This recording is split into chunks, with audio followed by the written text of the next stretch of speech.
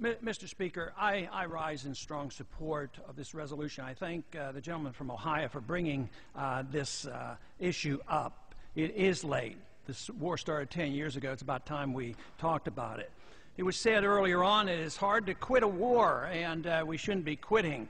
But I'll tell you what the real problem is. It's too easy to start a war. It's too easy to get involved, and that is our problem.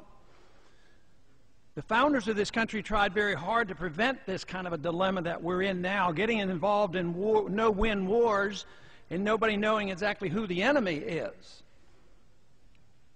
The war was started and justified by quoting and using the War Powers Resolution written in 1973. That was written after the fiasco of Vietnam to try to prevent the problems of slipping into war. Yet that resolution in itself was unconstitutional because it literally legalized war for 90 days.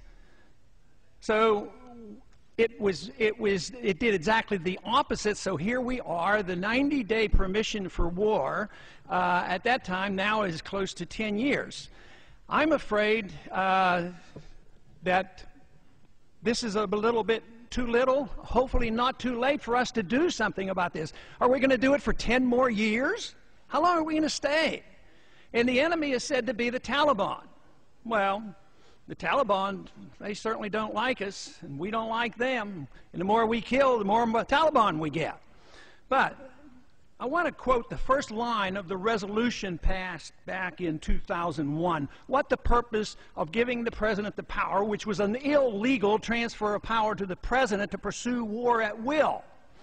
It said the authorities to authorize the use of United States Armed Forces against those responsible for the recent attacks launched against the United States. The Taliban didn't launch an attack against the United States. The government of Afghanistan didn't launch it. The best evidence is that of those 20 individuals, 2 of them might have passed through Afghanistan. A lot of the planning was done in Germany and Spain, and the training was done here in the United States.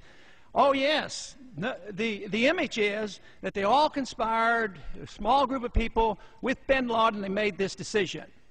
Right now, the evidence is not there to prove that, but certainly bin Laden was very sympathetic, loved it, and wanted to take credit for it.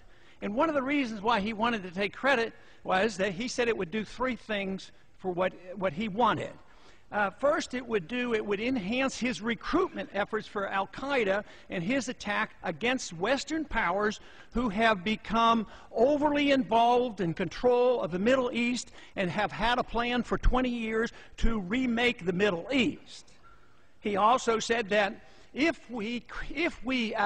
consequence of 9/11 will be that we will bog the American people down in a no-win war and demoralize the people.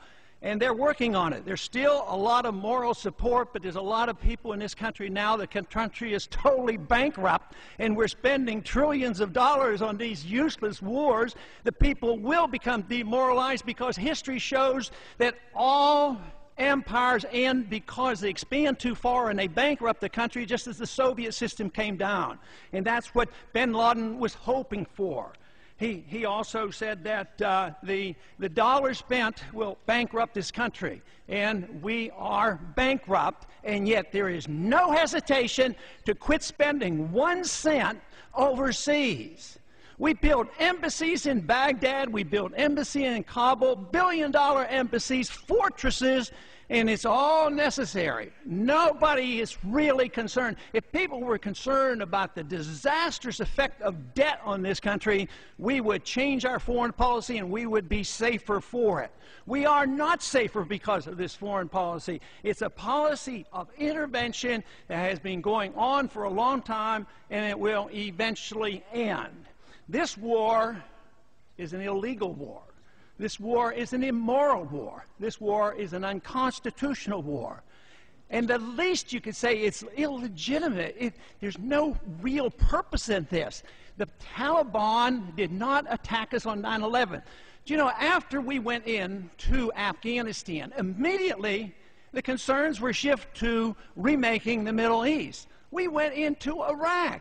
Use this as a justification. It was nothing more than an excuse. Most Americans, the majority of Americans, still believe that Saddam Hussein had something to do with 9/11. And I imagine most Americans believe the Taliban had something to do with 9/11, and it's not true. We need to change our foreign policy and come back to our senses and defend this country and not pretend to be the policeman of the world. Gentleman's time has expired.